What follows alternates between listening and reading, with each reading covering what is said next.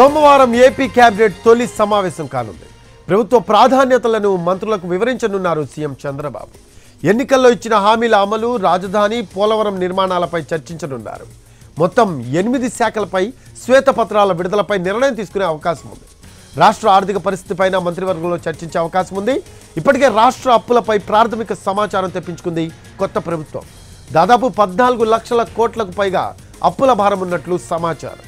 గత ప్రభుత్వంలో జరిగిన అవకతవకలపై విచారణ జరిపించాలని భావిస్తున్న సర్కార్ కేబినెట్లో చర్చించి నిర్ణయం తీసుకోనుంది. దీనికి సంబంధించిన లేటెస్ట్ అప్డేట్స్ అందించడానికి మా కరెస్పాండెంట్ పిఎంఆర్ చంద్రశేఖర్ ఫోన్ లైన్లో అందుబాటులో ఉన్నారు. చంద్రశేఖర్, సోమవారం ఏపీ కేబినెట్ తొలి సమావేశం కానున్నట్టు తెలుస్తూ ఉంది. దీనికి సంబంధించి లేటెస్ట్ అప్డేట్స్ ఏంటి, అలాగే ఏ అంశాల మీద ప్రధానంగా దృష్టి పెట్టే అవకాశం ఉంది?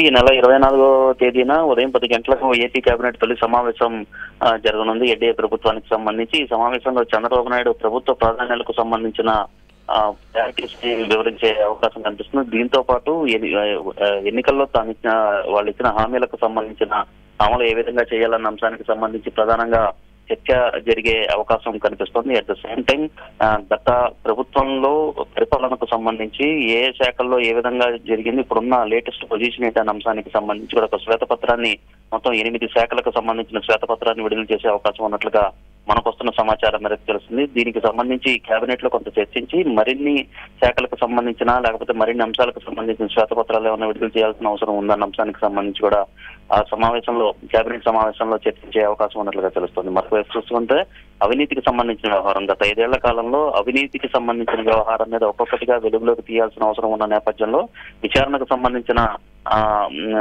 వ్యవహారం మీద కూడా కొంత చర్చించి దానికి సంబంధించిన నిర్ణయాలు కావచ్చు, కీలక ప్రస్తావన చేసే అవకాశం కనిపిస్తుంది. అట్ ద సేమ్ టైం రాష్ట్ర ఆర్థిక పరిస్థితి మీద ప్రత్యేక ప్రస్తావన తీసుకొచ్చే అవకాశం కనిపిస్తుంది. ఇప్పటికే రాష్ట్ర ఆర్థిక శాఖ నుంచి కొత్త ప్రభుత్వానికి సంబంధించిన పెద్దలు కొంత సమాచారాన్ని తీసుకున్నారు. దాదాపు 14 లక్షల కోట్ల మేర అప్పు ఉంది అన్న ప్రాథమిక సమాచారం అయితే ఈ ప్రభుత్వానికి వచ్చింది, ప్రభుత్వ పెద్దలకు వచ్చింది. సో ఈ నేపథ్యంలో భవిష్యత్తులో ఆర్థిక ఏ విధంగా స్ట్రీమ్ లైన్ చేయాలన్న అంశానికి సంబంధించి కూడా కొంత సూచనలు కేబినెట్ లో చంద్రబాబు నాయుడు చేసే అవకాశం ఉన్నట్లుగా తెలుస్తుంది. సో ఈ తరహా అంశాలతో పాటుగా ప్రభుత్వాన్ని ఏ విధంగా నడపాలి, అలాగే మంత్రులకు సంబంధించిన మంత్రులకు దిశానిర్దేశం, పరిపాలనా పరంగా మంత్రులకు చేయాల్సిన దిశానిర్దేశం మీద కూడా ఈ కేబినెట్ సమావేశంలో చర్చించే అవకాశం ఉన్నట్లుగా మనకు సమాచారం మేరకు తెలుస్తోంది. Rafi, thanks for updates PMR.